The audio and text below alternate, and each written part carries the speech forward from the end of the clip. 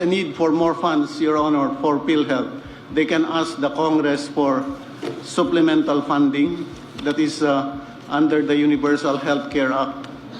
And anytime that the Congress and the executive allot resources for government projects, Your Honors, that is a political process.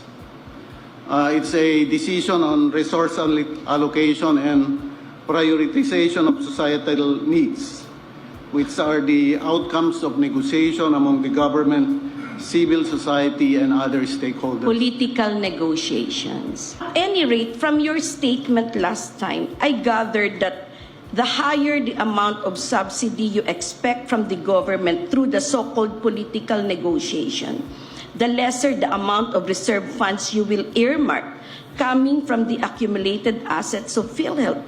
Is that correct? Coming,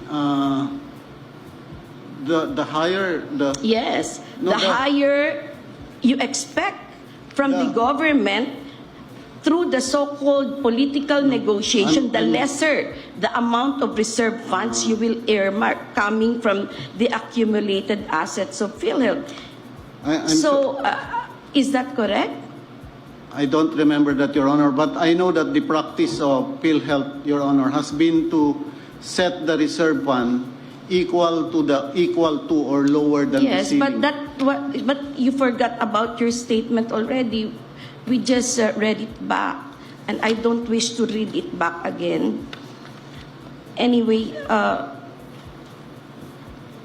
from your statement as well, the amount of reserve funds, it would seem to me, does not depend on the amount of PhilHealth's accumulated revenues, but on the amount it expects to receive from the government, which is a mere expectation that may or may not become real.